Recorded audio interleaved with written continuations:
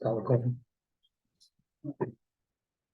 All right. Here we go. Conservation Commission, welcome to September. It is 90 degrees out, or will be 90 degrees today. Let's go ahead and get started. Do we have any public comments? I see we have Reed Willis, but anyone else have anything they want to share?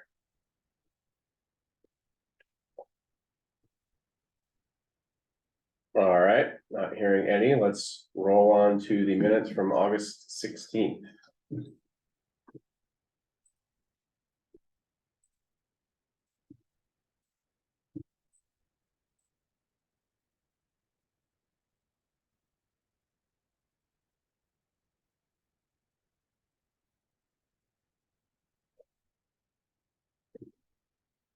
Saw this Global Foundries project made it into the Observer. Yeah, I think Digger picked up Jason Starr's article as well. Yeah, that's right.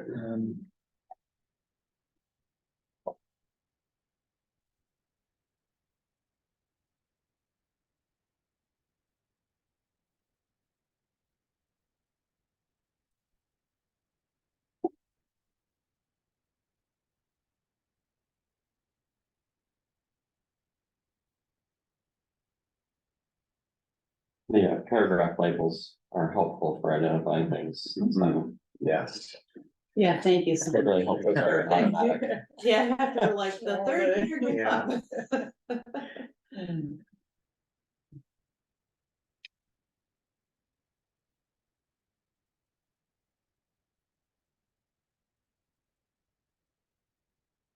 So we did agree to leave people's names in for that vote for the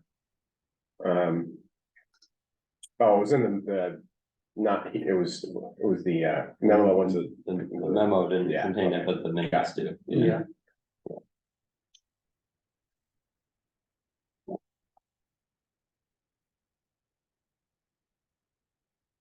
all right. May I have a motion to approve the minutes from August 16th? Can I say so moved? You can. May I have a second? I'll second. Thank you, Terry. Any comments or discussion on the motion?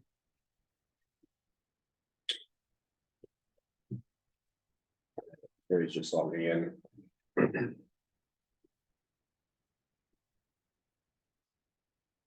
Very moment.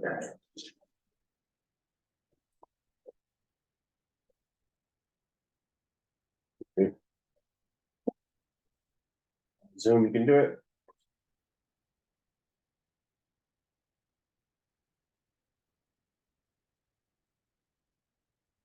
All right. Never mind, I give up on Zoom. All in favor of the minutes from approving the minutes from August 16th, please say aye. Aye. Any opposed? And any abstentions? Welcome, Gary. I hope you or did you have any comments on the minutes from August 16th? He's You're still getting muted. still getting muted.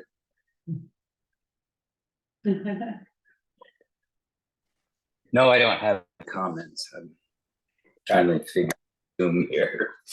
Yeah, no worries. All right, so the minutes passed. Thank you, Simon. We'll roll on to ERF outreach. We didn't have everybody come in with this one, right? No. Okay. All right. Over to Reed. Sure, so we talked in the spring, early spring, late winter, about trying to do something to bring up the level of awareness and understanding about CRF and conservation pathways. The comments I had made at the time, I think, were about, listening to people at the select board and just generally hearing that people felt very confident that there was a clear pathway to develop land and a clear understanding that there's a process and what the process is, in terms of like the DRB and stuff. But not a clear understanding of what are the pathways to conserve land in Williston. So whether whether there is a clear pathway or not, people didn't seem to be aware of what's out there, and how to advocate for things if they wanted them to be conserved. So, out of that, I volunteered to take a stab at what we could plan in terms of public outreach type event. And timing wise, the reason this is coming up now is because we're coming up on budget season, and that's when there's attention from the public on what's in the budget, and the ERF is a piece of that. Currently, we request, and help me, Simon, if I go off track here. Currently, we request funding level each year as part of the select board's review. One of the things I find kind of interesting is that, you know, most of the other budgets, there's a department head who's asking for that budget. But when it comes to ERF, it's kind of, we don't have a person associated, a department associated with that line item. We don't have a time, staff person. The staff person, right. Sometimes, I guess often in the past, the Conservation Commission has sent representation to go and speak to why we've requested what we've requested. And in the past, it seems like we've I think asked for a relatively good amount of funding. But we've mostly been sort of like spitballing at what we think, you know, we might be able to get into the budget. And as also as part of this, I thought it'd be worthwhile for us to think about the funding methodology, whether instead of kind of selecting a number that we think is palatable, we should be looking more at, you know, what's our long-term target in terms of conservation through either purchase of development rights or purchase of land using the ERF, and then what funding level is required to achieve that. And I think we got a little bit closer to that in the last couple of years. We've been looking at the prioritization list of parcels, how much those parcels likely to cost to purchase if that's the route that needs to be taken. And I know that the Glazer parcel that's you know, undergoing the specific plan process right now was an example of something that the Conservation Commission would have liked to be able to act on using ERF funds. We just didn't have funds due to probably multiple factors, but in part relatively low amounts of funding in recent years, with the exception of some extra funds in the period where we were purchasing Catamount. But that purchase left us with relatively low ERF balance going forward. I think what's the current ERF balance, Terry? 40. You just got it. So Shirley sent it to me. It's 469. 469. Oh, I remember 4. 400. Okay. Which, for example, would not be enough to make a purchase of something like the Windswept Farm Glazer parcel. So we've looked at this before. I've made some updates to it since then. We looked at collaborating with different outside partners. That's something I could use some help and guidance on too, since that's not something that I have a lot of expertise in. But we talked with Vermont Land Trust. We talked with the Vermont Department of Fish and Wildlife. And everybody we talked to is interested in supporting us, but it looks like it's really going to be something we need to organize ourselves. They're just more interested in showing up to be subject matter experts, so that if there's questions on certain things, it can be, you know, addressed robustly during the conversation, and have those folks there or online if we decide that it's going to be a hybrid event, and be able to just say, yeah, so, you know, let's talk about what significant wildlife habitat areas are. For instance, if Jens wanted to address the methodology that other times, you know, why is Williston approaching it the way they're approaching it, and how does it play into conservation planning for the town? Those are the types of topics that, you know, having some experts there would help discuss. So there are a few slides, I think we should just flip through, and there's a few slides toward the end. How much time do we have allotted for this one? Half an hour. Half an hour, okay. So I we mean, you've already been bumped twice, so I want to make sure you got enough. Right. Well, yeah, I don't think we need to try to solve this today, but I think my objective would be for everybody to just kind of get back up to speed on what we had talked about before and some of the suggestions that we had gotten. And then I do have a couple slides that with some questions that we can see if we can, for the group to think about, see if we can build out a little bit more of our planning in terms of timing and stuff like that. So I guess does this go in a presentation mode? Yeah. Probably. Yeah, let's see here. Yeah. I don't use Google Yeah. Docs a lot. Let's see here. There's gonna be, It's probably on view, I guess. yeah, it's gonna be there we go. Okay, so. Okay, this is what we just talked about. We'll just kind of flip through these slowly. If anything we should discuss or isn't clear, we can just talk about it. So let's leave each slide up for a couple seconds. I think this is a nice, the points you have in here, I think are a nice introductory summary. Captures, I think, what I had in mind anyway, for why we need to work on this, and try and bring more of the residents in town around to this concept. It was striking to me that people do seem to understand the value of conserved land for many different reasons. And some people just like to have, the scenic view. Other people, they know that if we don't have that conserved land, then we can't have trails and parks and stuff like that. So, everybody has different things that they value, but pretty much everybody seems to understand that conserving land is a valuable strategy for the community. Yep. Sustainable Williston is interested in helping with this effort, whether it's facilitating the event or getting space or playing host and kind of making the event successful, helping with outreach, that type of thing. I have curiosity, how many people are involved in Sustainable Williston? There's pretty much a core group of maybe 15 or so people who regularly participate and lead events. Many of them are also on other boards, committees, groups as well, 350.org and town committees and stuff. So in terms of like unique people who aren't already involved in some other way with conservation and environmental sustainability, is probably maybe like 5 to 8 people who this is kind of like their primary way that they participate in things. Okay.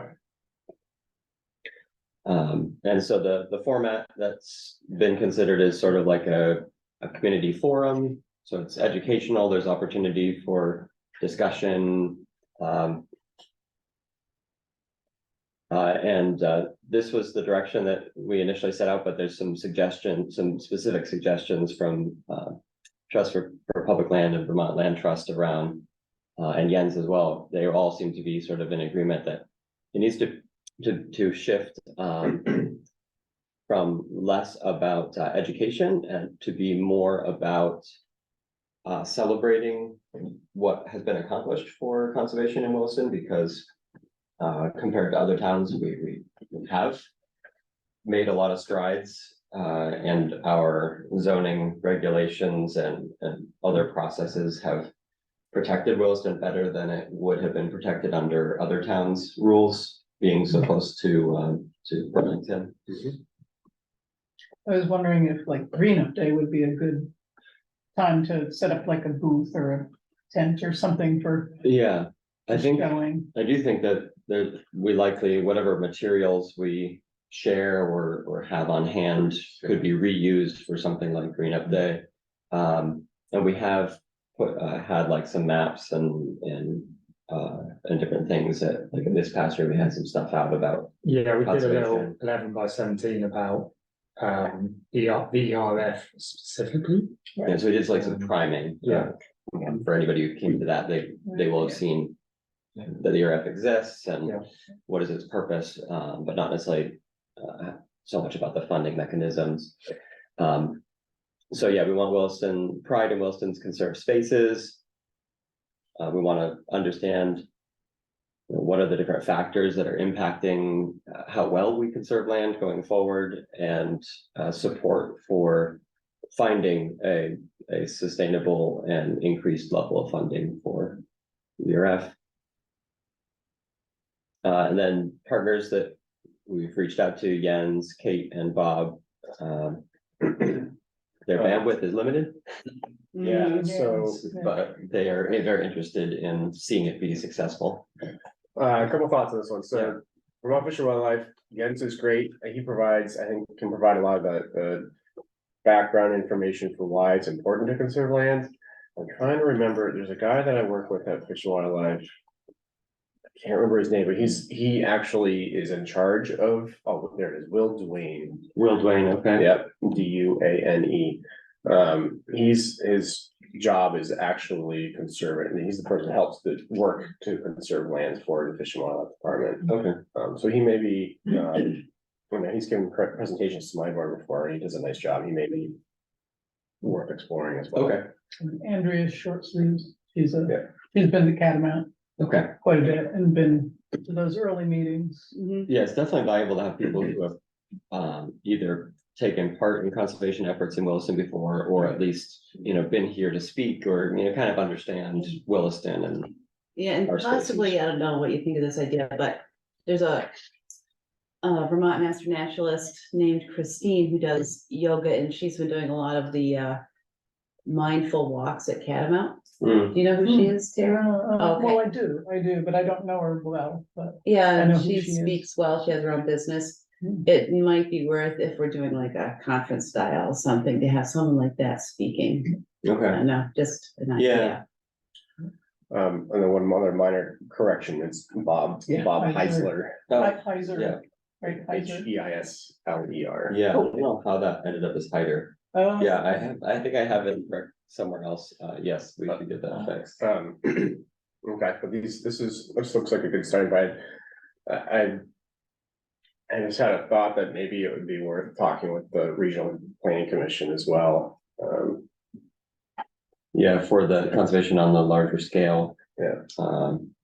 Yeah. Sorry, you have to help me, my memory here, but when we did that meeting over at the Regional Planning Commission's office last winter, or Oh, yeah, whatever it was, I felt like, was there a lot of conversation around this topic? There was some, I think a lot of it was like people briefing us on what they've done. Right. I took away the usual conclusion, which is most people don't have anywhere near as advanced regulations as we do. So there's a lot of people who are starting from a lower baseline than us. Yeah. But I know Shelburne they've got fairly advanced ERF type things. Gave up on Zoom, huh?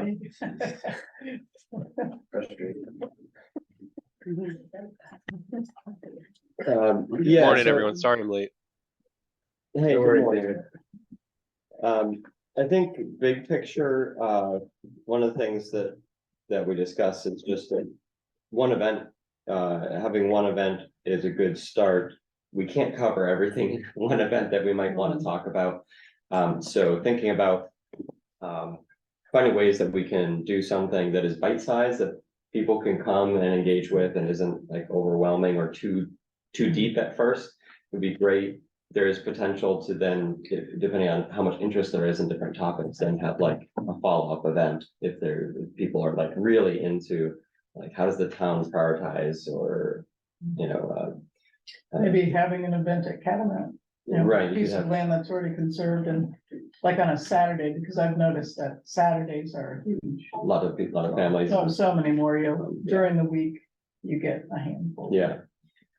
So we'll get to some of the recommendations that these partners had in a moment. I think we can just kind of skip over the next few slides. I just took from the I should say 2024. See this, there's mistakes all over here. 2016 and 2014 Yeah, plan, and yeah. working backwards. So yeah, Retrospective. plan. That's what I was gonna say. It's a retrospective. So I did go through the town plan and just look for all the places where there's language around this stuff. Hopefully, Simon, you felt like I did a good job with pulling these out, but Yeah, this, the stuff in the vision, the purpose, the vision, about that. There's specific objectives, right around trails, flood resilience, natural and cultural resources. And so there's language in there, and it's also something for us to think about too, as we go into the new cycle for the town plan is, do we need to add some language in the town plan? Recommend some language that would help support the direction we want to go in terms of conservation. So, okay, so then this gets into some of the conversations that I had with those partners. So in terms of how to break down the topic, these seem like ways to break it down. You could break it down based on what's the value of conserved land, and what are some objectives that the town has had, and what have we done to work on them. And then on the right-hand side, thinking about different roles, what can different roles in town do to support overall conservation, including landowners, but also what can the town do? What can Conservation Commission be doing? Anything jump out at folks from these brainstorms? I just thought of something you could add. I don't know if you want that. Yeah. I mean, it seems like in this one, we could put something like, since we're talking people too, we could say low impact recreation or something like that. Cause it seems like we always try to get trails and I don't know if that's worth it, but so many people are using it. If we can get those people interested, that'd be great. Yep. Yeah.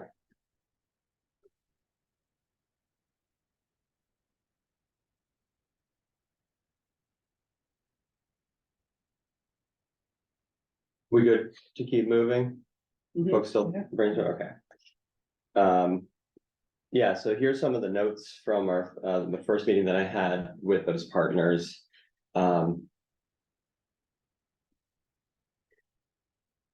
Actually, no, this was from our Conservation Commission, excuse me, this is Conservation Commission. So this was our first time talking about it, and one of the things that came up was, do we want to adopt a visionary goal like 30 by 30 or 50 by 50 in terms of how much acreage in town we conserve? Something to consider. I think in our last memo about URF funding, we did include something about this. I think we included figures like we're currently at like 16-17%, and there was an exercise done for the ERF where I think if we identified it would be like the top 20 parcels to get us to 30%. That's what it was. Yeah, would be, I can't remember, it's like $150,000 a year, assuming 50% match. Just for argument's sake, if that's how to get there. Simon, do you have a sense of how that compares to other towns, percentage wise? I don't know. I mean, my guess it would be highly variable.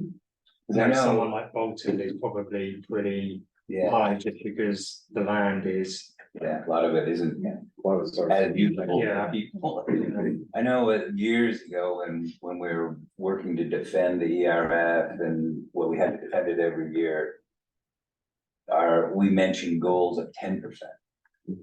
So, and people squawked like crazy, 10%, some people, there was a few wild characters that would always say we shouldn't be doing that much, because that was probably at a point where we were at 3 or 4%.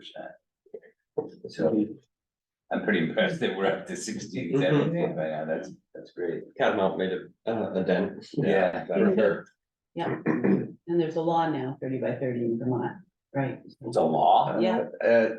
Well, I don't know, law might be strong. okay, law is strong. It's a target, yeah. Okay, target, all right, Yeah, I didn't think it was a law, okay. but it is, 30's a lot. We did pass Yeah, target. conservation goal. Yeah. Yeah, like, I don't think it said the state shall or Okay. must. Or should try. That's required. Yeah. It says Governor Phil Scott has allowed, this is in June, Governor Phil Scott has allowed a major land conservation bill to become law without his signature. The Community Resilience and Biodiversity Protection Act sets a goal of permanently conserving 30% of land in Vermont by 30. That's a goal. It's a law with a goal. A law with a goal, there we go. A non-binding law. Yeah, exactly. That's how we like them, Tim. Right. Yeah. Hmm.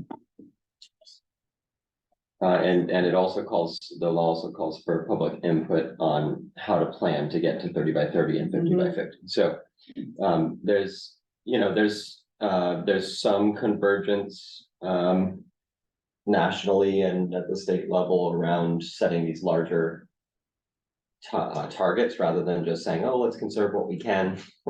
So it's something for us to consider through all this, and it might be something that we should be asking for feedback from community members who come to an event, and we could consider like a little exit survey kind of thing, or something like that to say, how would you like to see Williston planning for this? Would you like this to be setting big goals with us, or would you like us just to set a fixed funding amount and stick with that, or how should we?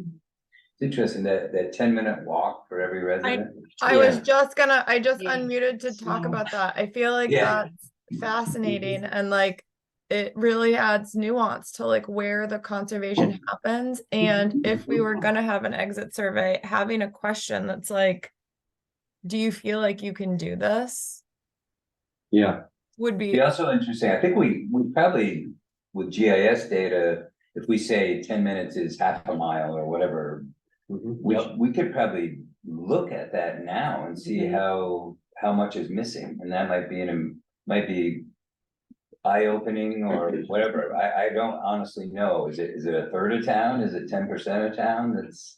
But if right, because if you just do it by proximity, you're not gonna capture like, is that road actually walkable to get you from the blah, blah, blah to the blah, you know what I mean?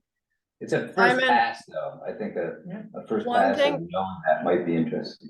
one place that like I have been exploring data, not on this question, but on kind of related questions is, so Strava has a nonprofit arm called Strava Metro, and they have been supplying data to urban areas like the city of Vancouver to make planning decisions around bike safety infrastructure. And more recently, they're really interested in providing it to communities for rural recreation planning.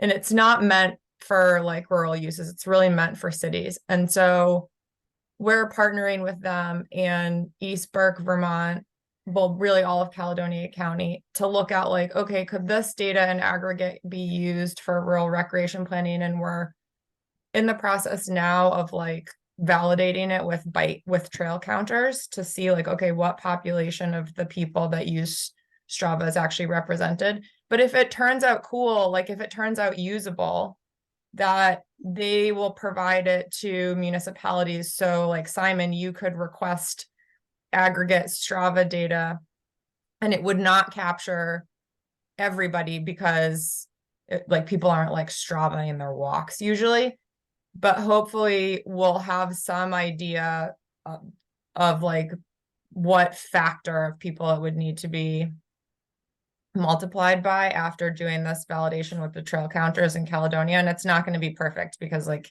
Caledonia County is obviously not representative of all of Vermont. But it's just like, it might just give you like an idea of where people are walking to and where they're not. But I also think like just asking people on an exit survey, like Reed suggested, could be really useful. Yeah. I wonder if, maybe with the 10-minute walk, maybe walk/bike ride, because there's some parts of town you're not gonna be able to walk in 10 minutes to get to a park or a trailhead.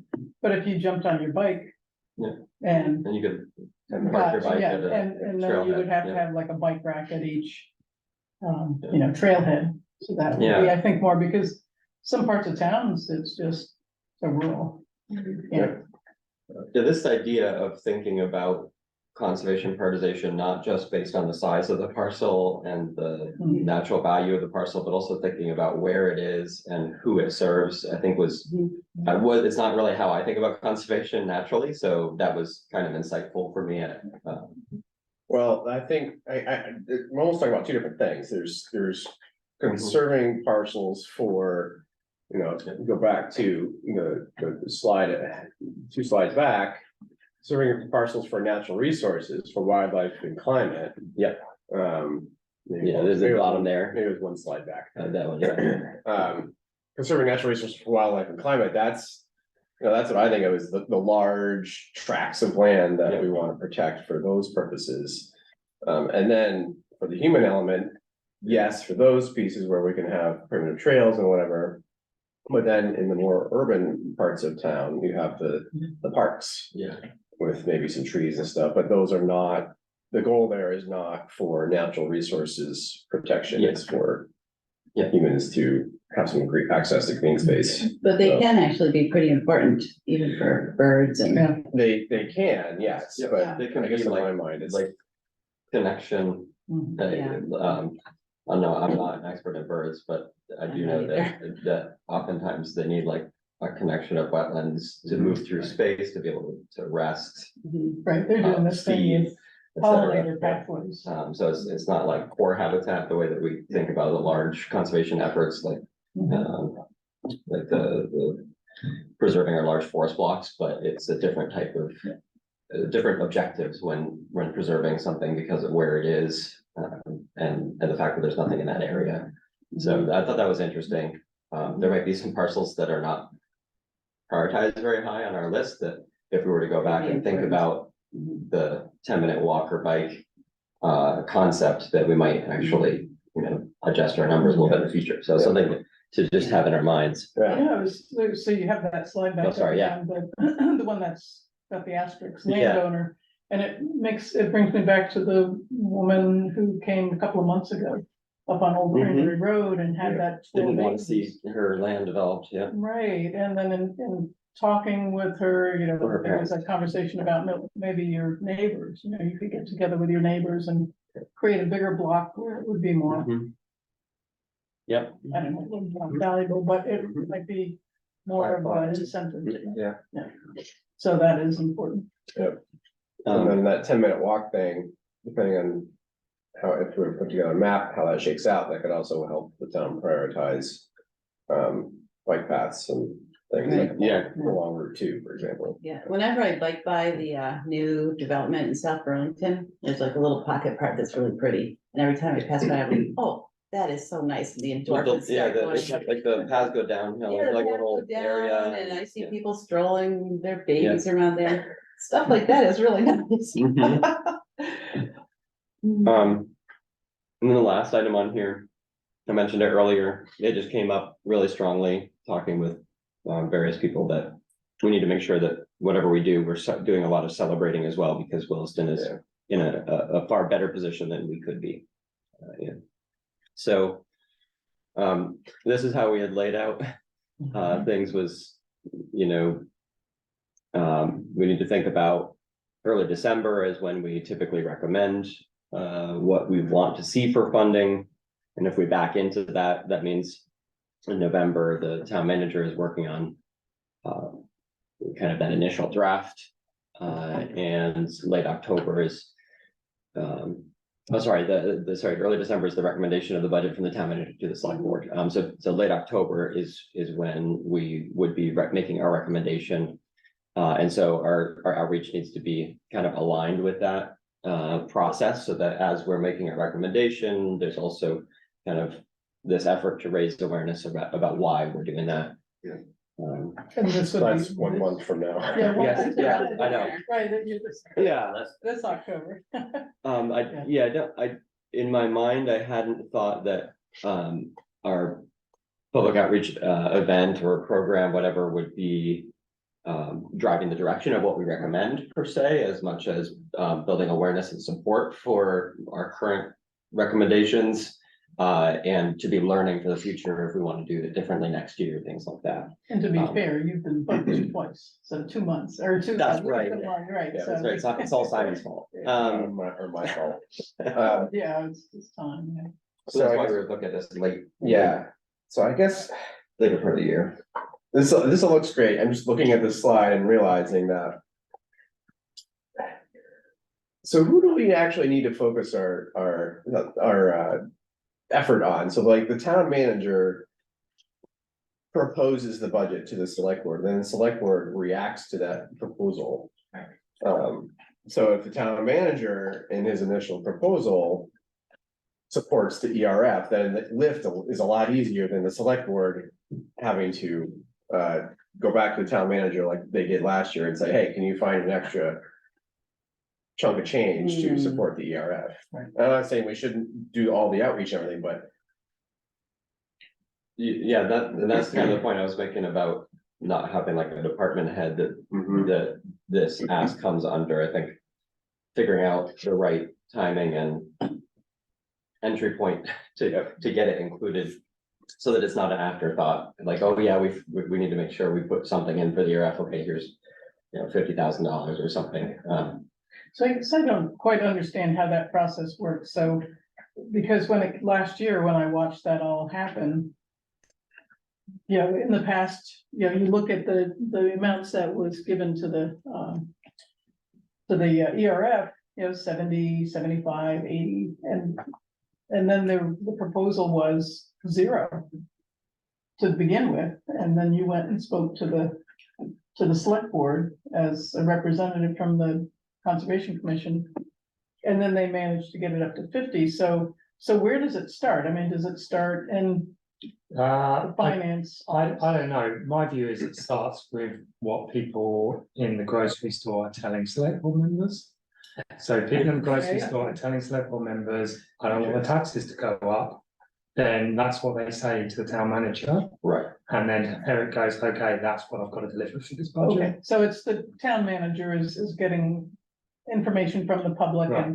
and, you know, the keyword was, you know, no taxes. no Well, the raising select taxes. board is what Simon's saying, and I think there's a certain truth to it, that the select board kind of sets like a objective or a direction for the budget. This year, we want a budget that keeps us, you know, at the current tax rate. So And then then based on that, the town manager tries to compile the initial draft of the budget. Right. With the objective of, you know, trying to keep Yeah. So we need funding to about the same. speak to the town manager before they decide what that budget's gonna be and puts that in writing.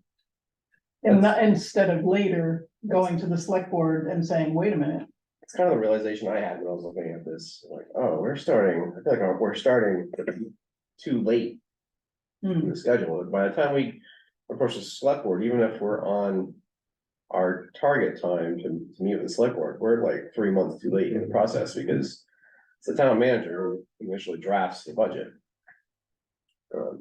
we need to be speaking now, you know. with them. Yeah, so the timeline is something to be considered, and if we were to recommend earlier in the process, it might change what's in the initial draft budget. So do we want to, so next meeting is September 20th. Do we want to look at our memo, September 20th? Get that ready to go. And then we can do the consultation to support it. Like, you know, it's chicken and egg, it's, Yeah. you know, I think my first year here, the budget was very controversial because it was, you know, raising taxes, and then the next year wasn't controversial at all because there'd been a clear steer, don't raise taxes this year. So getting in early and making people aware that it's coming, and then generating that support. So maybe we get that, and then because this isn't really an ERF outreach, maybe that's a misnomer. This is more a conservation outreach, and the product of that is, do you think the town should spend a consistent amount of money on conservation? Here are all the good reasons why.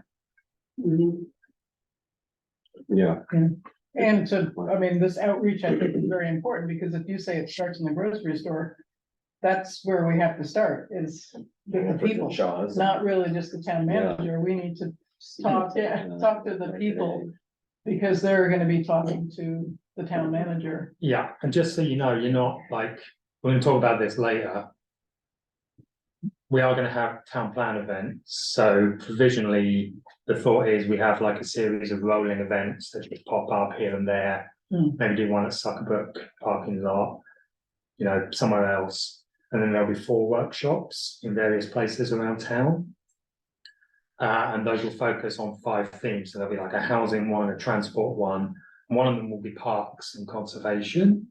So people get together in small groups, talk about parks and conservation.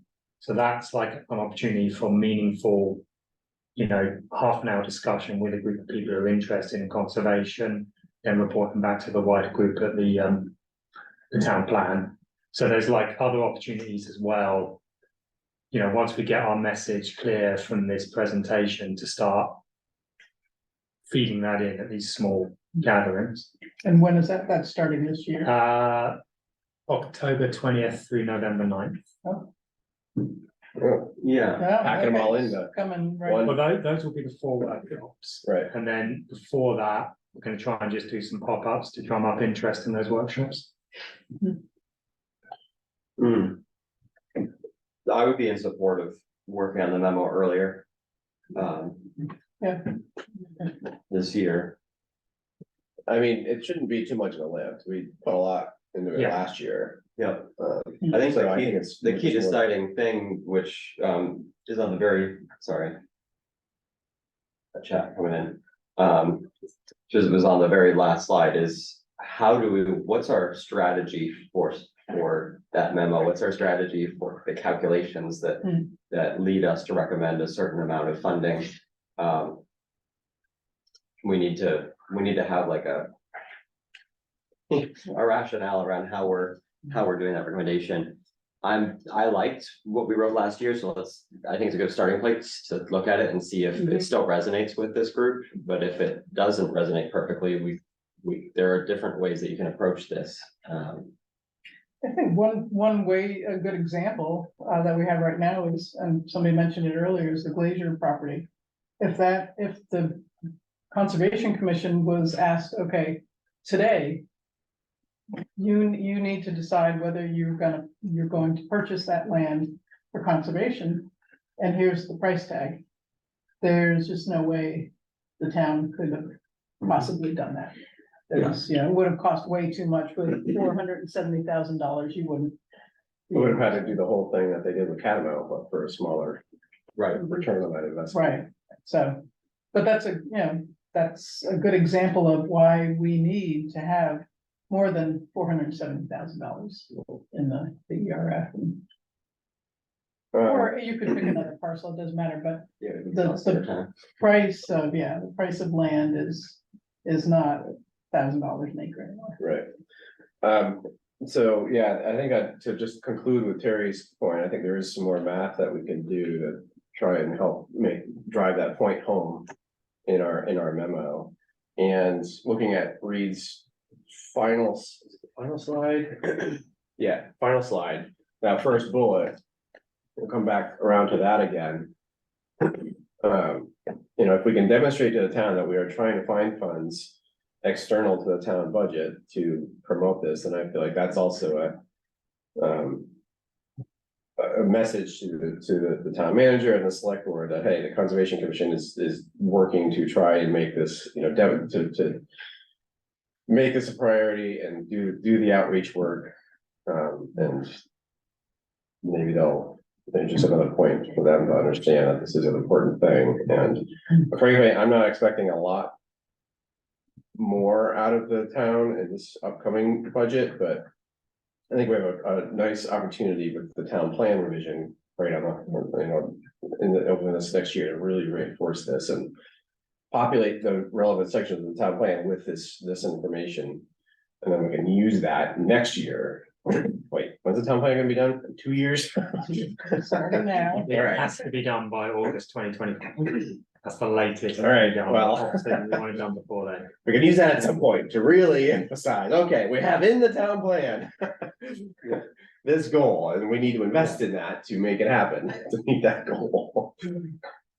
And one other thought, we're gonna talk about it later today, is ARPA funds. So could the Conservation Commission request that some of ARPA funds be used to boost this one time to bring it up to a level that would be? Yeah. And as a ARPA funds need perfect to be change- spent by 2026. Yeah. You can't put it in a fund and just have it sit there. It needs to Yeah. actually be Oh, planned it has for, to be committed, and due. Oh, expended. right, So, you're right. That is a perfect transition into our next agenda item. Thank you. Thank you, Terry and David, for that help there. Yeah, I'm sorry I'm late. Terry actually answered the questions I had, which is how much is in the fund, and do we have a parcel identified? And so thanks for that. What is the current estimate of dollars per acre right now for preservation? Did we have that in our memo? Actually, it's in there. I can't remember what it is. Yeah. We Sounds did- like we'll be looking at that, Yeah. David, next Well, meeting. We'll have that for next meeting. Can I just give a quick update on the ERF Sure. as the treasurer? So Sure. Shirley did get a hold of me and the $50,000 did get put into the ERF fund. So now we're up to $470,000. And she had asked me a while back, is there anything you need to buy immediately, parcel?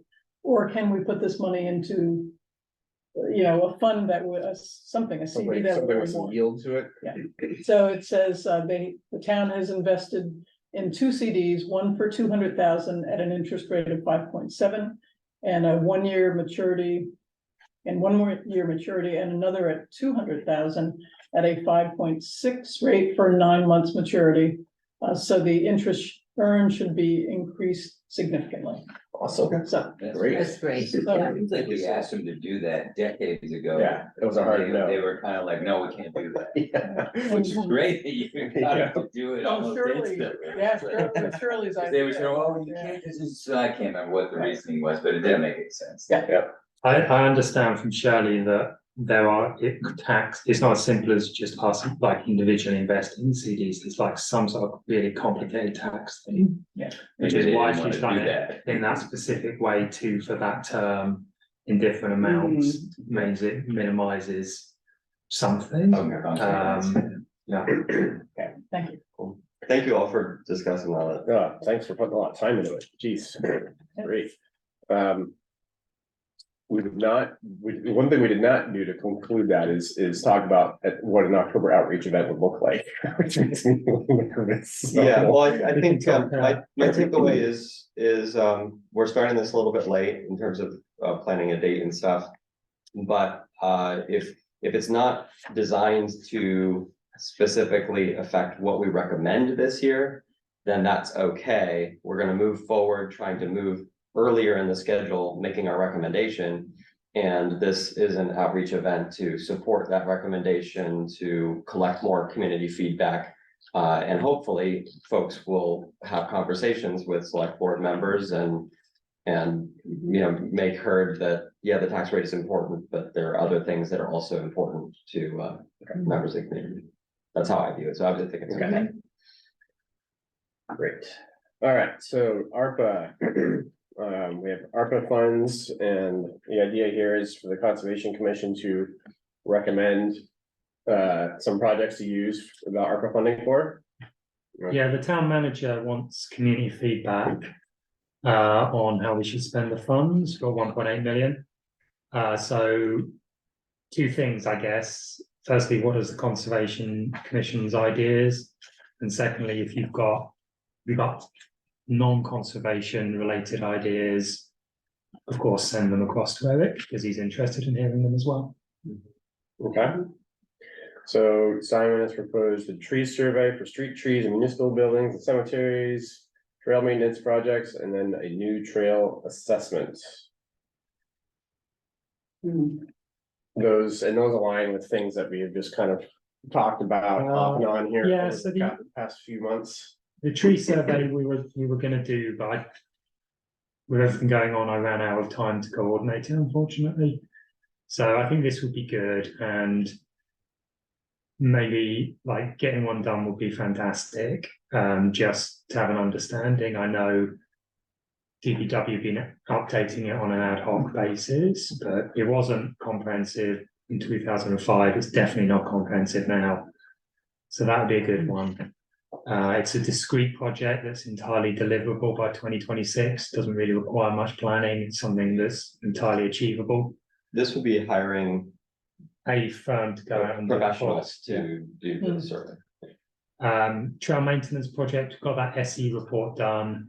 And the select board allocates us a sum of money every year to the fund. Like the ERF, that sort of fluctuates how much gets put in there. There are three things. So the entrance to the smoker from Oak Hill Road needs to be done at some point. It's not in great shape. 364 feet of boardwalk. So it's really wet in there when you go in. Yeah. Yeah, it's pretty I wet. I haven't been mean, that way in a long time. it looks old and Does it's it currently have a boardwalk? It's just Yeah. beat up. yeah, it's not like this time of year. It's not really visible from the road. I think some of them are like every year Anne has to go down and reset them because they're the type where if you stand on one end, it flips up Oh, yeah. and things like It's like a that. seesaw. I don't see the problem with that. Yeah. We've got the Commons Trail. Because I do my research after writing memos, I went out and looked at this on Friday. This is probably less of a priority than Mud Pond. And then lastly, the Mud Pond elevated boardwalk. I think realistically, like a lot of that is in good shape, but it is starting to subside. It needs some work. It's 10 years old. And I think if we can't just leave it and hope we've got, tens of thousands of dollars when it comes time to replace it. Yeah. So my thought would be get someone out there to analyze it. What can we save and what can we, do we need to put piers in on some of these supports? Can we put just a guardrail up on one side? Why is it so high off the ground? Just things like that. I guess for wildlife movement, I would think is why they put it up so high. But it makes it fun. It is pretty nice, it's nice. I thought the ESSE group did that. They've done a high level thing, but it's sort of like Oh, a 3-sentence thing saying, get some helical piers, reset it, put a guardrail on one side. So you're looking for more of like an engineering Well, report on like exactly an what are we engineering report, talking and about? it's gonna cost X, and this is what we have to do, and then we can give that to someone and say, give us prices to do this. okay. We would never get. I mean, when you go out for bids, you want everyone to give you a consistent price based on the same set of criteria. A 3-sentence criteria will be hardly different scopes of work. Every time I go out there to do the trail maintenance, there's always people on that boardwalk. Really? They park at Mud Pond off South Road and they're walking all the way over to the other platform. And that needs work. The platform does? The platform, yeah. And I think you might have mentioned it, it's pretty muddy once you get off that boardwalk and get down. And then you get onto that, there's just pieces of wood thrown in the mud and They're not set in or anything. no, and then the platform there at the other end is like lifting, and so it's really, but that's, there's a lot of That's that. why we're talking about trail maintenance. Yeah. All right. And then the last one was just, this is more, I guess, strategic for the town plan, which is, and it's sort of, I guess it feeds into what we were talking about earlier, the 10-minute walk stuff. Where should we be focusing our energies? Are there any, The combination of easements yeah, and need. yeah. Those sound like great ideas to me. I personally, I particularly like the trail maintenance one and the new trail assessment. I think those are, the trail maintenance one is just this, it seems like it aligns well with the ARPA funds and the funds there. And it addresses but it's more or less an immediate capital expense that the town will have if they want to maintain those trails. And then the new trail assessment is I think it's forward looking and it helps with town planning efforts, especially with the town plan in development. Just two other ideas that I had, kind of feed off of our last conversation is conservation outreach. And when we first talked about this back in January, I guess, we batted around the idea of actually hiring a marketing firm or consultant to put together and maybe even coordinate an outreach campaign for conservation funding and support in town.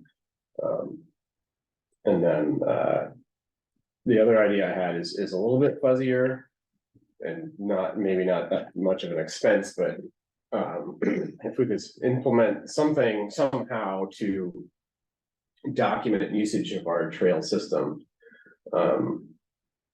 as a way to get some numbers, support. I was wondering about trail counters. Yeah. So many times we've said, well, if we only had trail counters, but we'd have to buy them and they're expensive, and if we think we're gonna have a lot of, we know we're gonna have a lot of heavy use of the trails, not just now, but ongoing. Multiple times every year, how do we know how many people? So, the Catamount Forest Committee is gonna recommend that. Okay. John Atkinson at the Outdoor Centre has given us like, this is how much it's gonna cost and this is the type we wanna buy.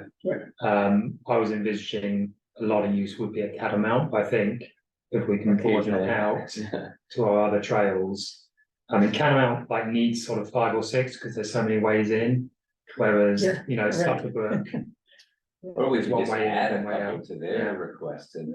Or say like add 1 or 2 more. Because That there's could be used kind of townwide. key times during the year when everybody will need them, and I hate to have us not capture that time. Exactly. If we can get 2 of them or something like So that. I'll just lift the text we got from the Catamount memo and just put it in here and say 2 extra, please. Say at least 1. and I having have 2 to would- go, but I fully support trail counters, and I think it's worth like even buying like the really great ones, because it will, like, you want them to last for they're expensive and you want them to last for a long time and not be like destroyed. That is my lesson from doing research that Do you have has any trail counters in the recommendations on past. models? But it sounds like there's already been some research into that from Yeah, Catamount. just like if they like, it sounds like they've done like what they want, but like if they're like, here are 4 choices, and like you're like, whoa, these ones are much more expensive than some of the other ones, like they get left out, right? Like for long periods of time, it's worth buying the ones that are gonna stand up to like the elements and people riding over them and the blah blah blah. No false economies. Okay, I have to go. Thanks, everybody. Thanks, guys. I can. So I know Melinda did a crew, she just put up a game camera, and she counted people's feet. And dog, so but it gave an idea. And game camera is another, I think the town had 1. My dad lost it. You know, it's being recorded, Well, right? what happened was he was trying to capture the beavers activity, and the beaver took the tree that he had attached it to. Oh, So the beavers took it, he didn't lose it. That's crazy. He replaced it, I think. If he hasn't, he will. But that would be another thing. There have been times where we're wondering like what kind of wildlife is using different areas, and for wildlife study purposes for the town, it would be great to have at least 1 or 2 that we can put out in an area and try to determine like, okay, if we're trying to make some decisions based on species, it would be great to actually get on camera who's coming through here. And actually Reed Parker suggested for the Catamount, the town forest, to have a wildlife camera to document activity of, he put up the wood duck boxes and we have the Nest Watch program, so, but just what's happening over there. So. It also gives us content. I feel like it gives us content as a town that can be, what we're talking about conservation. If we had, trail cam shots from different parks around town with the wildlife that's there, a lot of people never see that wildlife because it's not around when people are using the trails. So something to consider. Hey, Simon, I had another suggestion, kind of building off of number 3. I do like the trail maintenance and as well, but I like the idea of the trail assessment, and also pairing that with some access possibilities. And it seems like this might be an opportunity to get a couple primitive parking lots into spaces that would provide access to some of our less than accessible, town-owned properties. But I think that would pair really nicely with your suggestion number 3, because a new trail deserves a place to park and visit it. Now, I'm definitely thinking about the Krantz property. I'm thinking about the old mountain on South Brownell. You know, there's I don't know if anyone knew that used to be a ski area. Yeah, there's some great old pictures of that. But I think that's a great idea, is getting some visibility and use into existing owned and eased areas. Yeah, that's a good point. Those parking areas are not cheap either, and we do have an increasing need and demand for access to our trail network, particularly that Jacob Krantz one. That South Brownell and Jacob Krantz have no public parking, and you know, we can put a trail counter in there, but all we would see is the locals who have a place to access it from already. But yeah, I'd love to visit that South Brownell spot. I just don't know where I'd put my car. Well, it's been the key problem, I guess, yeah. But I think the one thing we need to think about is, going back to number 2, or the second, or the 2, is that we should have our existing trails maintained first before we go and make new trails. Because if we can't maintain what we have already, we shouldn't be going and making new trails other places. Although I see management of the existing trails as kind of an ongoing thing that the town should do, Right. whereas these ARPA funds are kind of a rare opportunity to upgrade something. I don't know, I'm just throwing that out. True, yeah, Because for we- one time. For decades, we've always wanted to add trails too, and that's been really difficult to find any resources to do that. Right. And it does take some stress off of existing trails, Yeah. in the peak seasons if we have alternative. More, yeah. Yeah, Especially Population's those few growing. connections we often talk about that are not too hard to do. The Other than maybe the cost of a parking lot, which is a good thing to do as well. So there's a parcel of land right along Partridge Hill where the Thomas Chittenden Health Center is. Mhm. The person that owned it died, and their sons are trying to sell it. But that is part of our primitive trail system, I think, and it also has trails already through it. That keep going, so. Do you turn on the road just past Thomas Chittenden? Is it up there? No, it is, when you go over the bridge, you'll see this. Kind of primitive. Road that goes down and people park down in there, and right now, I Oh, think. yeah, it's on the bikes right, use it. just on after the the right. bridge. Yeah, The I've been, interstate bridge. Right? Yeah. Yeah, Mhm. and don't snowmobiles use? No, there used to be a snowmobile trail there, but not anymore. Oh, okay. Yeah. And some people park at the Thomas Chittenden Health Yeah, Center. that's right. Get there. So, all right, so any other suggestions for ARPA funds? It's the outdoor center, but didn't we have, or not the outdoor center, the town forest had some, we went through and do you have that list? Not to hand. Okay. So there were suggestions for, I mean, there were some suggestions of having, a lot of trail maintenance ideas, some of there's muddy spots. The magic carpet, which would bring you up to the top of Goose Hill. For Really people sledding and, winter time. oh, interesting idea. Yeah, they were just throwing out Yeah. all sorts of different ideas. So I think one of their ideas was also better wayfinding at Catamount. Yeah. It's tricky to find a way around up there. So that would be a good use of funds, I think. yeah. Yeah, and then, just general maintenance on those trails, even though that's part of their responsibility within their lease agreement. But it is, they get a lot of use, for the nature part of things. We were suggesting, possible ARPA funds for maintaining the bird boxes that are there already.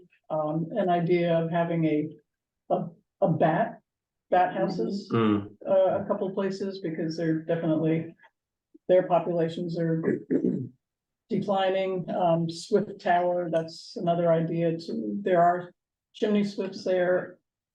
And they use the McCullough's chimney, but you know, who knows how long those will be available for the birds to use. And to just, yeah, to do just, and then the game cameras. Reed was suggesting to be able to more accurately assess the success of the nesting boxes. And that was like $5,000 his estimate. So if I update this memo with the trail counters, the game cameras, parking lots, and maybe the conservation outreach, and then just agree it with Eric. do we need to do any prioritization of the list?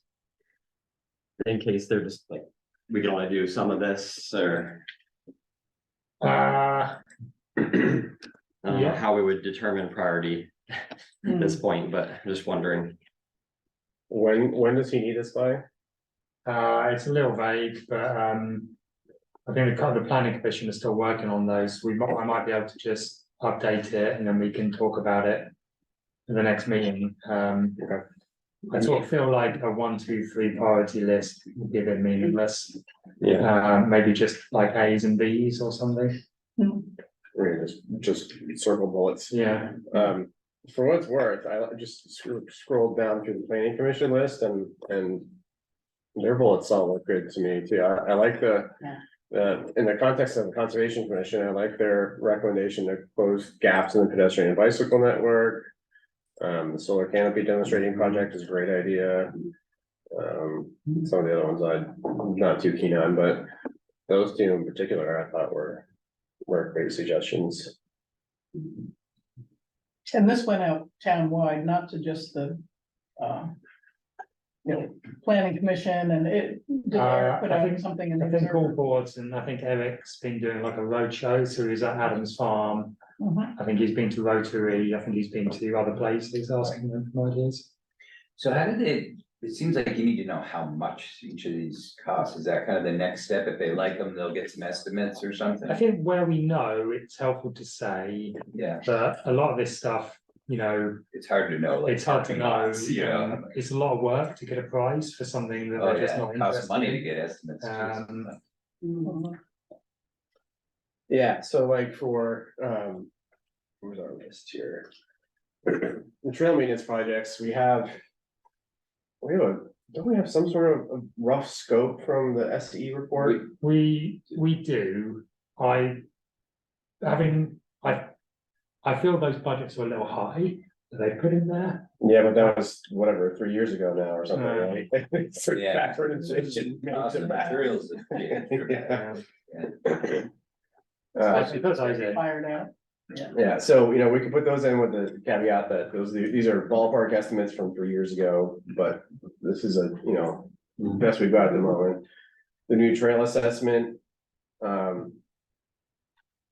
I don't know how that would work if we were to put together some sort of a bid kind of a thing with a caveat in there. We are exploring funding to do this work, but for the moment, we're just looking for. There's an actual word for that. It's not bids, but there's this vehicle that groups can use to have consultants just submit a rough cost for a project. Like an RFP or something. Kind of, it's not like full proposal, it's just, we would say, hey, we're looking for these things. We're just looking, it's no commitment to you or from us, just what would it roughly cost with minimal details of how you would do it without giving up any intellectual memory or intellectual property or whatever. Eric, it has to be committed though, and so I'm wondering, it has to be committed by 2024. And so I'm wondering if Eric sent this because he wants to include these in the town budget and putting a line item in the budget for for 24 would do exactly that. So I think if there's interest, Simon, on any of these topics, and Eric, thanks for calling out what the planning commission recommended, or what planning staff recommends to the planning commission at this point. I mean, I support all of those as well, so especially number two, closing the gaps, which I've talked about in previous meetings. But anyways, my point is that I think Eric's probably trying to line item these onto the budget, and that would count as a commitment under the ARPA rules, and then you would have several years to actually go out, bid, and construct. Like you don't have to have an open bid in order to commit these projects. You basically just need something on a piece of paper saying that the town is committed to it, and certainly a vote of the town budget would do that. Yep. And I guess what I was trying to remember, David, is so I feel like the state has used this tool in the past where they just solicit like cost estimates for projects. And it's not something that we would use as a bid, but it's something we would use to cost out a new, what would it take to pay for a new trail assessment with certain criteria without actually hiring a firm or the town committing any money. I just can't, I'm blanking on what it's called by. I'm pretty sure the state has used that type of a thing in the past. It's not an RFI though. You're not thinking. Yes, thank you. Request for information. That's what it is. Jeez. It's a public way. It's a public way of going out to like 4 of your preferred vendors and say, Yeah. please give us information about what you would build if we asked you to build it here. Exactly. That's what it was. Thank you. Yeah. Yes. And then the trail counters, that's easy as far as I'm concerned. We pick a trail counter that we want to install and okay, cost per trail counter is X dollars. It'd be great to have 5, but you only want to buy 4. Okay. I have a question on David brought up the Jacob Grants parcel for a parking lot. Is that going to be the town's responsibility to pay for that, or is that going to be what's the? Municipal Park District. They own it, or no, they don't own it Yeah, yet. they won't pay for it. They will not pay. TBD. Okay. Yeah. Yeah. But I think that's a great use of the ARPA funds. Right. That's kind of a thing. one-time. Yeah, mostly a one-time That's thing. what ARPA's really good at. I mean, these funds are all super weird. I mean, so everyone knows like the state got funds. The state was restricted to those funds. Then the state found more funds through this fiscal recovery portion, and the municipalities got separate funds as well. So like, there's just ARPA money flowing around everywhere. So, but it's perfect for these big one-time use type projects, the things that you've sort of always wanted to sort of Wish build. list items, yeah. Yeah, with no continued cost. So I mean, even the governor says that a lot. We want to do things that help initially and help for a long time, but don't cost any additional money later, or not much anyway. And have we heard back from who was Velco? That was saying, oh, well, this is the first time we've heard of this, that you need an access to your property. So let's talk. So has there been any conversation? Global Foundries, you mean, on that? Well, Velcro Velcro. said no, but Global Foundries said Let's we talk. can meet. Oh, that's right. Talk about it. Yeah. Okay, So Nick from WVPD and I are just gonna explain to them what their situation is and if there's any interest. I guess we'll go out and have a look at it with them. okay, so Velco said no. The land that they bought for transmission infrastructure, so they can't have a public parking lot on it. Okay.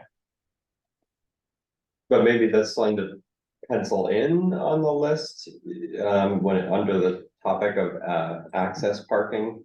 David is specifically the Krantz. I would like to see the Krantz parcel listed as one of the key locations that needs parking access. And if Global Foundries, said, oh yeah, let's work together on finding a spot for it, as long as the town will invest in the building aspect, I think it'd be really good to have it ready to go.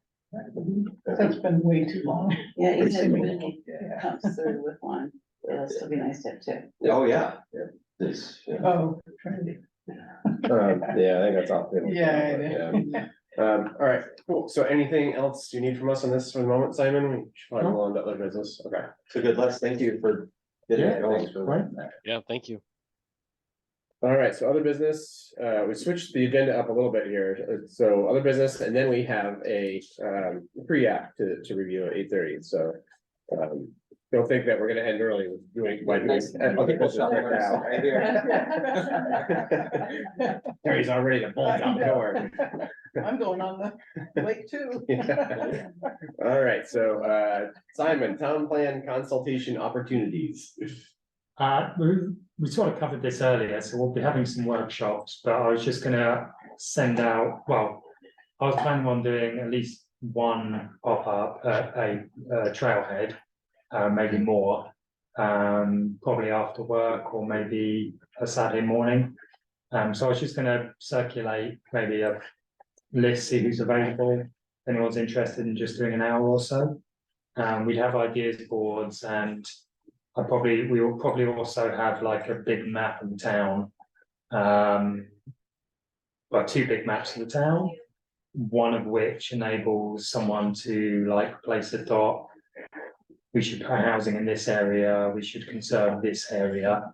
Let's try and create like a dot map of where people think housing should go and where land should be preserved.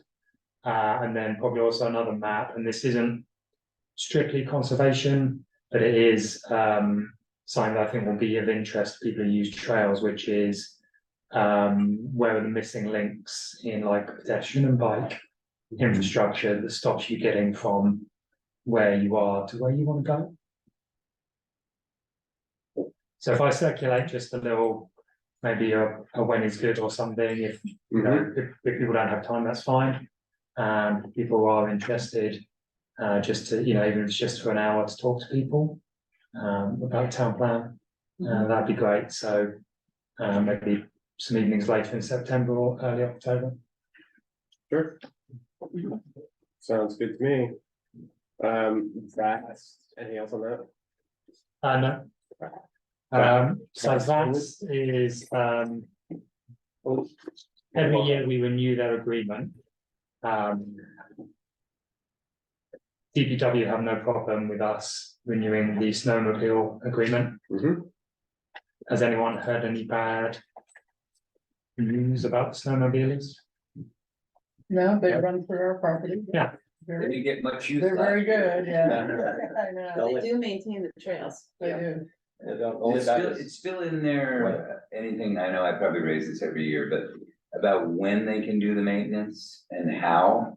Cause there were years ago where they were doing the maintenance during really muddy times and it got rutted up like crazy and stuff, in some of the areas. So I'll look. I know at one time we thought it might be best to during time when the soil's frozen, or I don't know. Take a look. They've always asked me when it's been snowing. It's like they're more reactive.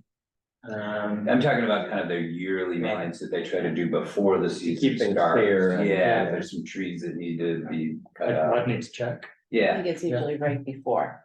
yeah, I think that's fine, but there were times when they did it unfortunately and rutted it up a lot. Okay. And then Allenbrook Nature Trail Beaver.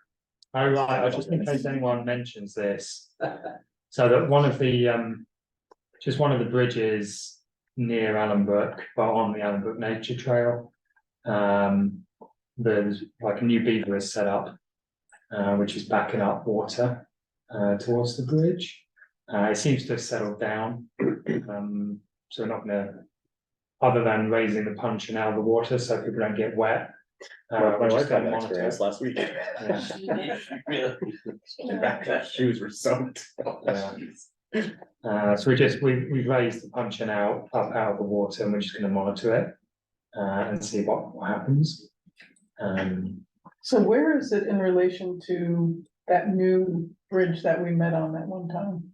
That whole. new It's much, platform it's further downstream, so towards the school, maybe? yeah, so I think that's Wildflower Circle. That's Wildflower Circle up there. And I guess that must be Michael's Lane, maybe. Over here, so there's a bridge that cuts across before it splits off to go to Wildflower and Chatham Woods and Jensen up here. So it's towards the northern end. Okay, pretty far, yeah. Yeah, so it's quite far in.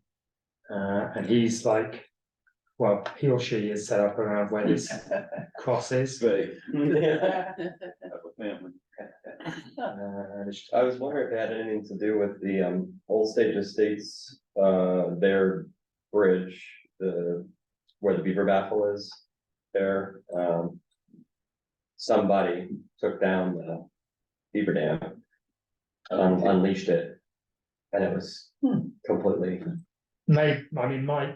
So when we put the punching in, Anne and I, we actually just drained the beaver pond just to make sure it was sitting properly on the ground. I went back at the end of the day and he'd already got it back up. Like that is a losing game. Right. Wow. Yes, Yeah. somebody asked me one time, why can't you just take the dam down? And I was like, because the beaver's got 24 hours in a day. You don't have 24 hours in a day. They will just build around the clock. Yeah. That happened at Catamount, not last, yeah, maybe it was last year or the year before. And he went away. It was just a Yeah. displaced yearling. And he just disappeared, went somewhere else. Okay, So we'll just monitor that. okay. Sounds good. Any other business? Not for me. All right, let's move on to discretionary permit 24-02 pre-app 699 Nom Hill Road. Welcome. Thank you. Okay, we'll just. I don't have any beavers on my property, Okay. but I know I might be passing through. They haven't set up house. All right, and sorry, you are Malcolm Willard, Malcolm Willard. 99 Knoxville. All right.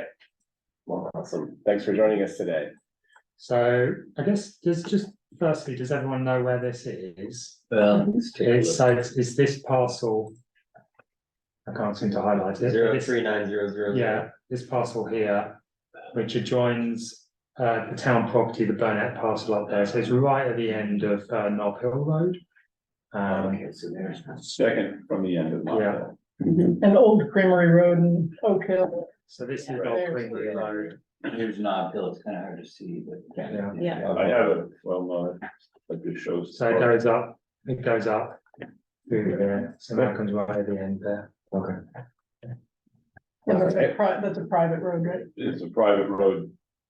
We'd love some help with it because it's a real conundrum because Moose Gregory sold off parcels of land.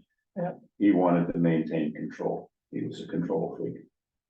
And so he never set up an association, never had anything. It was, I'll take care of the road. I take care of the road.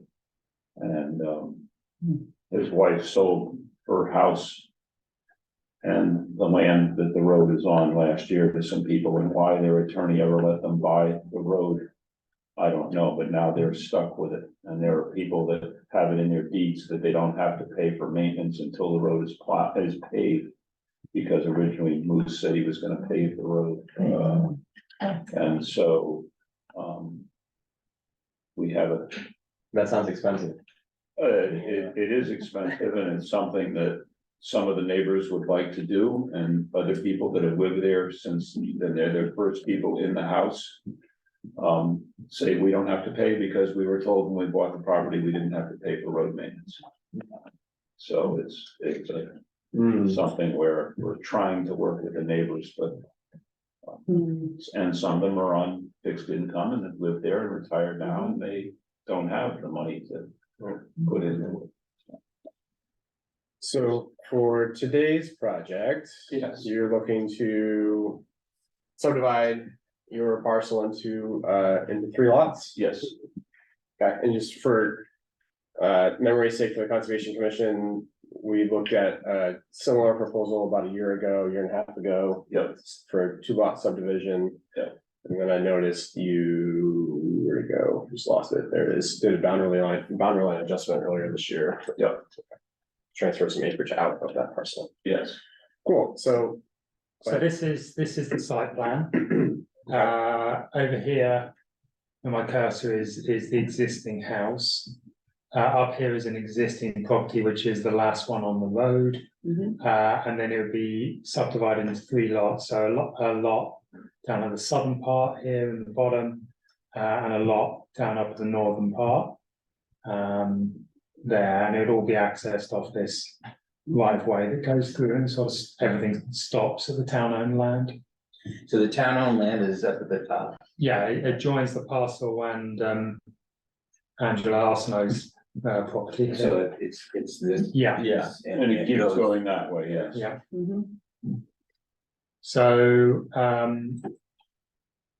It was part of the Burnett farm, Yes. which got bifurcated when the interstate went in. Yeah. So it was a landlocked parcel. Mhm. so in terms of just the typical staff report we do, let me just load that up a little bit. It's called an ERF priority of medium.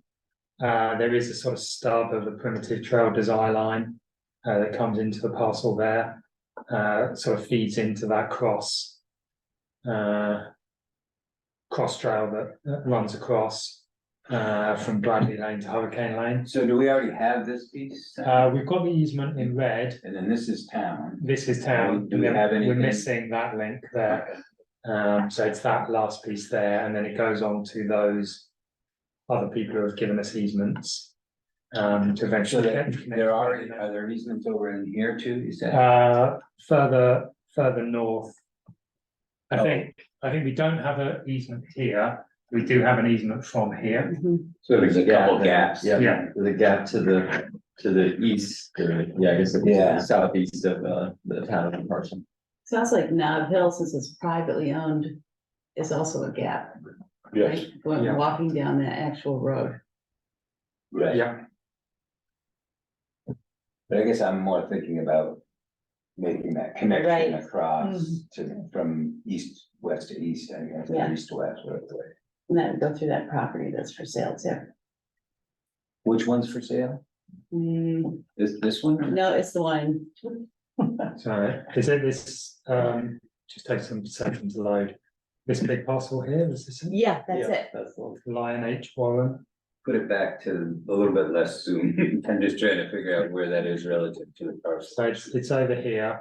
Okay, so this is the parcel we're talking about. Yeah. We have access Up to the. through the town, I guess you could Yeah. say, because we Yeah. can do access there. But, and then And we're missing this Missing that section, this section, and then I think we have an easement across these 2 properties. okay, and this is that other road, the one that starts with B. Bradley Lane. Bradley Lane. But that's a primitive road. And then do we have anything else towards Oak Hill? Not that I'm aware, no. And so which one again was for sale? I'm sorry, way over to Oh, the 2-1, right. Yeah. Oh, Okay. yeah, yeah, that's-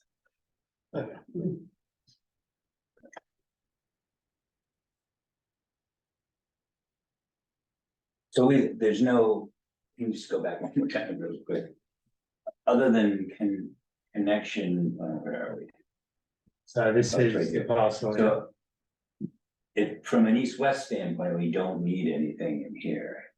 Am I correct? Other than that little knob shot down was probably just to provide this area access. to the Right, trail. I mean, I guess this, like having an access there, we probably have to negotiate with.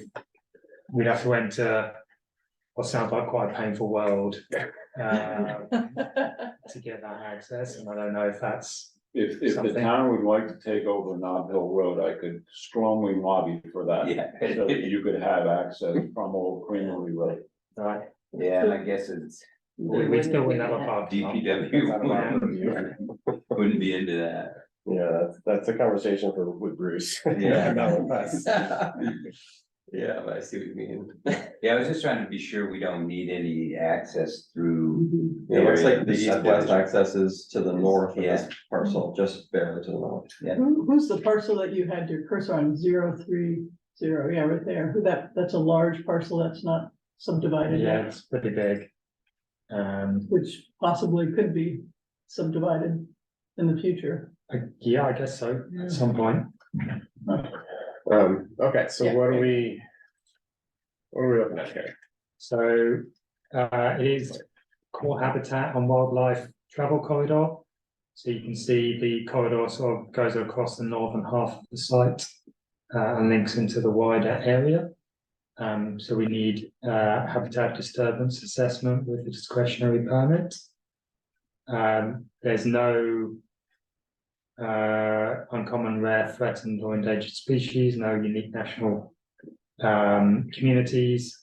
It's not locally considered to be farmland of local importance.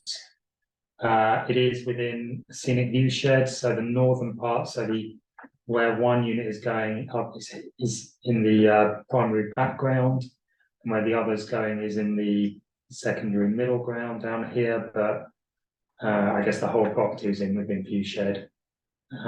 Really, it's not in a flood hazard area. There are no wetlands or watershed buffers suspected. I think it's basically a hill, largely. Where can you see it from the? So I had a look, I drove past and had a quick look. At the moment, I can't see it from anywhere. You can probably, I mean, you can see everywhere if you go far enough. On Sunset Hill Road, looking in that direction? You're not gonna be able to Yeah. see either of these two lots. Yeah.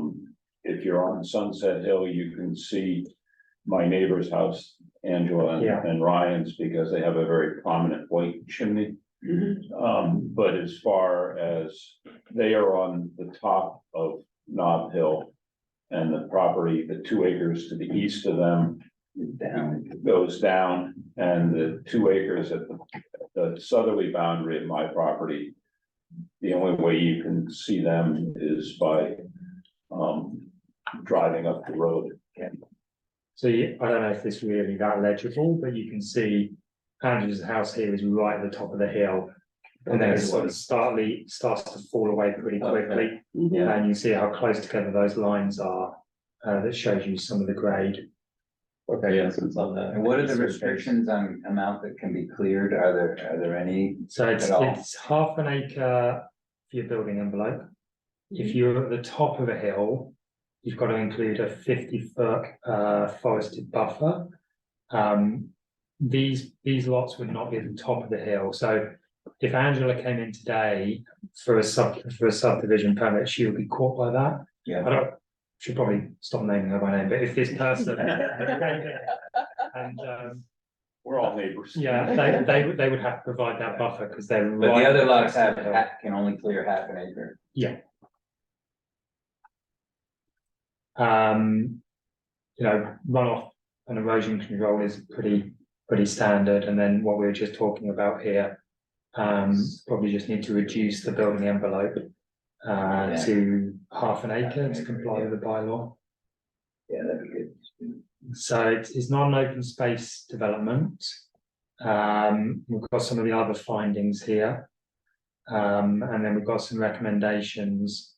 And you'll see that for the HDA, I've included just the we've got that amendment going through at the moment, the select board, which they voted to take through to public hearing. So it's probable that the time that you come to do your HDA, there'll just be it'll be a slightly different way of doing it than you would normally expect. Essentially, the town contracts with a biologist and you pay the bill. Yeah, okay. And what does that biologist do?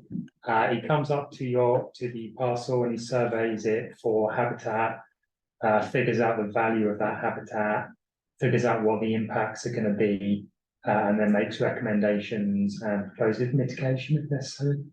And is that before I can subdivide the lot, or is that before the lot can be built upon? It's as part of your application to subdivide. Okay.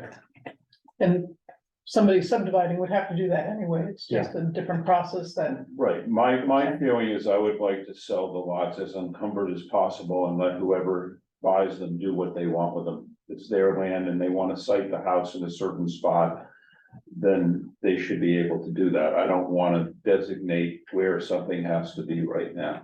And the town does have some restrictions on where, or some suggestions, Yeah, right? and Yeah. Building envelope. if the town has suggestions about that, then the person who buys the lot should be able to go to the town and either appeal them or agree with them or I whatever. think if the wildlife assessment came back and had areas that should not be developed, that's what they recommend, that would have to go with the subdivision, they wouldn't be able to develop. Isn't that correct, Simon? Yeah, I mean, it'd be slightly less black and white than that, but we'd take into account where, you know, trying to maintain corridors and core habitat and that sort of stuff. So there would be a building envelope designated on the plans, but if someone wanted to come back, a future owner and said, I don't want to build here, I want to build over here, they'd be able to apply for an amendment to the discretionary permit, at which point we would review it, and if they, you know, if we had on record an HDA that said this should not be developed on the building envelope here, they need to explain to us why that is no longer the case. Yeah. Which they might be able to do, you know, so. As we know, wildlife corridors, beaver dams and things change. Mhm. So just because there's a wildlife corridor there now, doesn't mean it's gonna be there in 5 years if somebody decides to build then, or vice versa. There could be nothing there now, but it could be there in the future. Yeah, I mean, I suppose you could do another wildlife, they could do another wildlife assessment, and if it, you know, if things have changed, then that would play into the decision whether or not the town allows them to change the Right, building. I mean, yeah, I mean, realistically, how much are they gonna wanna change this? These aren't big lots, this is not a big parcel. Yeah. I mean, maybe they might wanna put it down here, but I don't know. You know, I'm just trying to keep it simple and not go through a whole bunch of stuff now that's gonna have to be gone through again in the future. Yeah, unfortunately, it's a requirement, it's in, Well, it's in the bylaw. unfortunately, yeah, I know, that's why I'm saying I would like the ability to have whoever buys the land do with it what they want, it's their land. And as long as it meets the town requirements at the Right. time. And the time requirements can change. Times are different than they were. But at this time, we require a wildlife assessment, Yeah. and it could impact where the house could be put. I mean, that's all we can say now, we don't know what the data, maybe it'll not have any issues, but it might have things that Yeah, we won't know till that assessment is done. yeah, I mean, sort of looking at it here, it feels like it's gonna be difficult to avoid core habitat. Yep. And, you know, The one in the keeping this, southeast corner is close to being able to be. yeah, so that one down there sort of avoids the travel corridor. This one up here, Any sighting location would be. it's gonna be in it, but we end up. I mean, I don't know what you guys think, but we sort of end up maintaining this corridor down here. Yeah, I mean, generally when we're looking at these things, what we're trying to do is say, okay, if there's things of natural value to be preserved, but we can't avoid them completely, then how do we minimize the impact? So Yeah. just be aware that's gonna be part of the conversation, and there'll be some recommendations about, you know, based on the assessment, here's what makes the most sense at this time, like you said, at this time. And in the future, somebody might have a different objective and might need to come back. And our recommendations now are to not have a long driveway, Right. cutting the parcel in half and putting the house way in the Yeah, back. this looks pretty, you know, the sites are close to the existing drive. They're close to the existing roadway and they are close, there's power easily accessible to both lots. And it's basically set up so that it's not, the houses are not. I am not gonna be able to see either house from my property Visibility. because of the visibility lines and things like that. They're just, I set it up that way intentionally. I made the lots 2 acres, even though that's more than what the town minimum is. Just because I felt that a 2-acre lot is a nice sized lot, and somebody should be able to have enough room for their house and, you know, whatever they want with it.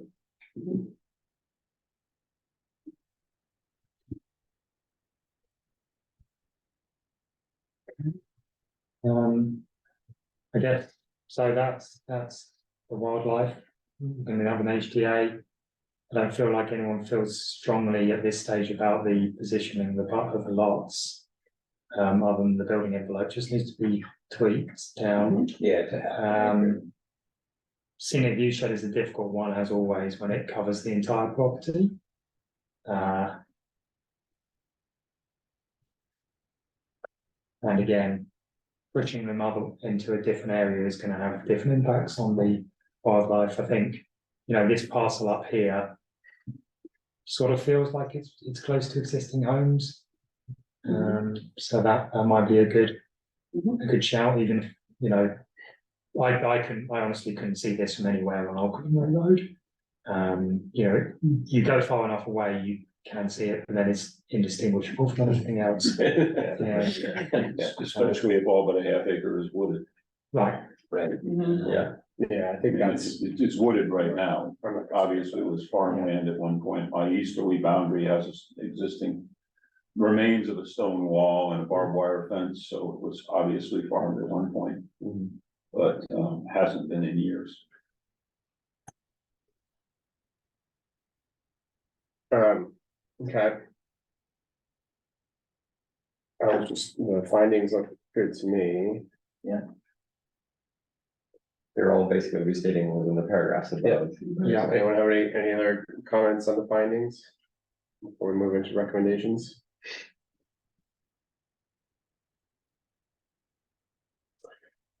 Okay, so recommendations.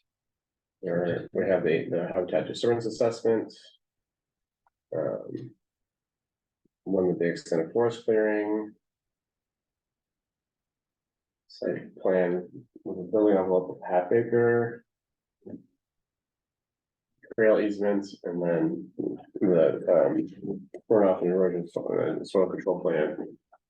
Yeah, the trail easement aspect, we didn't really talk about, that north-south connecting spur, but with the current road being private, to me, that's not a priority, the connection there. Yeah, I guess, I agree. I guess the only thing I was in the back of my mind is if the town did want to take over that road, then that could be a condition at that point in time, that a trail easement through some parcel there be made available. Or just down the road. Right, I mean, yeah, that's what I meant by some part, I don't even know, Yeah. not I necessarily. guess it this would be one, that northernmost parcel, lot 2. Yeah, I mean, I guess what we don't, if we, in the alternate reality where we took over this road,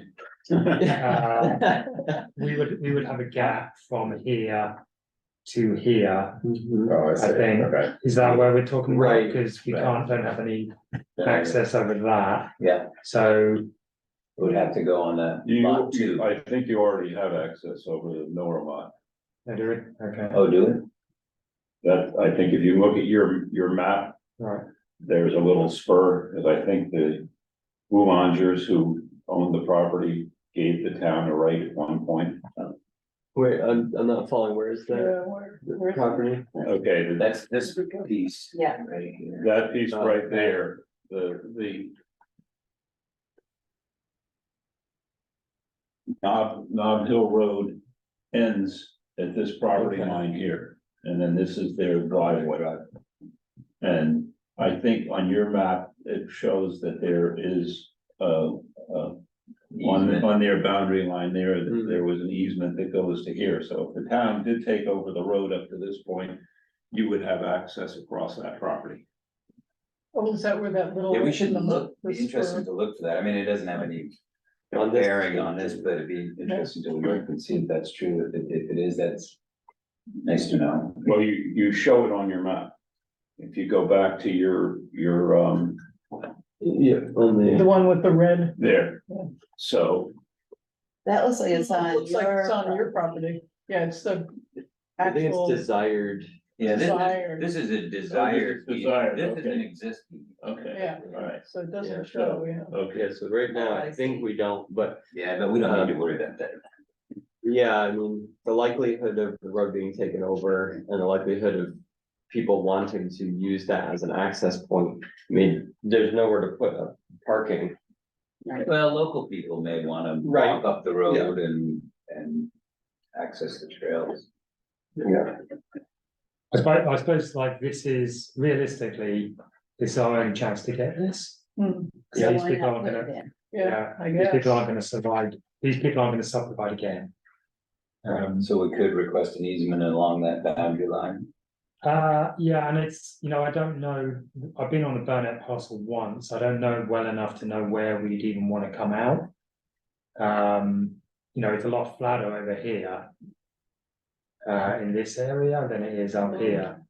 And Yes, if you go look at the ground conditions. yeah, It's so steep at that um, upper portion. And if there was an easement way off to the right, that wouldn't impact the house, the building envelope's gonna be way. right, I mean, Outside these property. people who had lot three, if Malcolm offered a easement of growth management. Would no doubt much rather have like either flexibility or an easement at the back down here to come through. What does the blue dotted or dashed line mean? That's the building Building envelope. Building envelope. Which isn't correct now that we said it's gotta be happening. Right, it would be, There'll be tweaks downwards, yeah. Well, I guess it doesn't hurt to put it in, I mean, what if 50 years from now? They wanted to make a trail and it was like, oh, you had your opportunity and. You yeah, lost it. I wasn't thinking of the fact that, the parcel to the northwest is not gonna be subdivided again. Yeah, I guess it won't hurt. And it does, you know, with growth management as it currently is an opportunity to garner points. Right, because this parcel is over 10 acres, you need to go through growth management and get 30 points. Under 10 acres. So Oh, that's right. this is one of those happy things where the numbers are different, but 10 acres is the limit for an exception, but it doesn't mean you're accepted for growth management. It means the DRB can grant you up to 2 units, and the reason for that is that small parcels, it's very difficult for them to compete with the likes of like Catamount Golf. They just can't, like, they can't give you all that stuff. So it's there for the DRB to say, okay, it's just, you know, here you go. And this would be over that limit. So Malcolm does need to achieve 30 points as it's currently drafted, growth management. So there will be opportunity to pick up some points there, but it's incentivized rather than required. So we can put that in as a recommendation to. Yeah.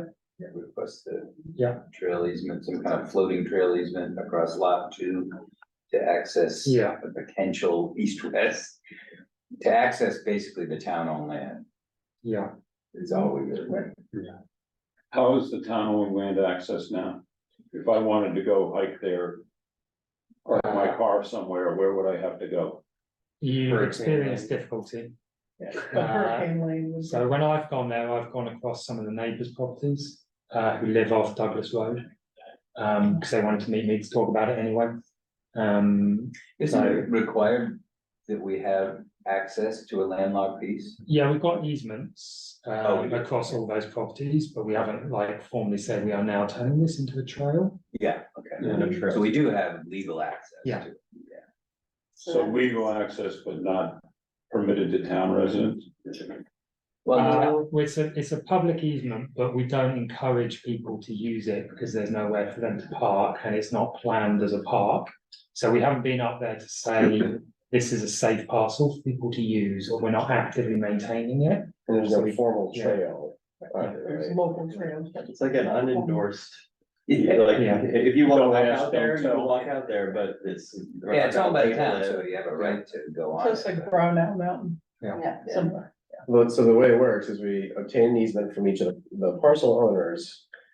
And that's on their deed, but then there's no formal designated area that says that this is the trail, that the path that people can take through that easement. That has to happen, that still has to happen for this network, which we're. And in that floating On the easement, 50-year plan. both parties have a right to designate where it goes. Like if the landowner doesn't want it here, we work with them and find a compatible place to put the trail. Can it be specified where it goes now? It could be, the landowners usually like to see it floating so that they can alter it when the time comes. I mean, it might be 10 years down the road that we decide to take up that easement. So then they may have different ideas of where they want it compared to now. And if I was purchasing the land, I'd rather have a floating easement so that I have control over where it goes. Well, influence. Or influence, yeah. It's a Yeah, I mean- conversation about where it goes. Right, you're involved in positioning it. Yeah, as a specific, I didn't understand that. I thought that floating meant that the town got to decide when and where they wanted it. And it was up to the town to decide that. No, the floating means the positioning of it. But they include the landowner. Yeah, the landowner has influence. it's basically a negotiation. Yeah. Just like, hey, you know, this, we want to go from here to here. Let's talk through how we can make that happen. Yeah. We have to make it We happen. have a right somehow, to but- go across your property, where do you want it, basically. But it could be spelled out now. It could, we prefer to not spell it out. Yeah, 'cause we don't know where. I don't want it think, to go. we don't wanna spell it out now because we don't have an accurate survey for Burnett where it would come out. So I think we would want flexibility on that. But it's like we would act reasonably, so if someone said, I don't want it 20 Near feet my house. across my front lawn, I think that's a reasonable Right, thing to take into account. If they said, I don't want it anywhere on my property, we would say, no, yeah, we've got a right to have it, and we would agree something. And just by looking at the topo map of this, it looks Yeah. like the back of the parcel would be the obvious access, because it's not so steep. Okay, so we are almost out of time. How are folks feeling about the recommendations on the screen here? we're gonna add one about the easement. Well, we have one about the. Oh, we do, we had it, yeah. Number 4. Oh, okay.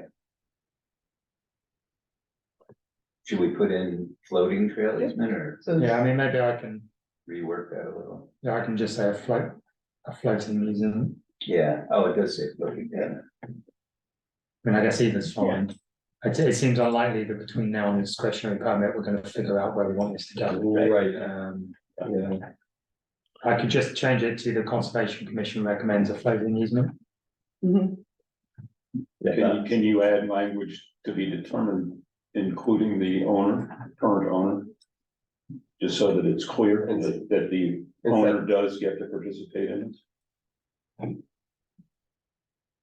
So it's that's sort of implied with her, I don't know where the language sits, Simon, but a floating easement implies that this exact location will be negotiated at a later date with the landowner. But if it helps for clarity, I don't see a problem with including a floating easement to be negotiated. One C2. Is,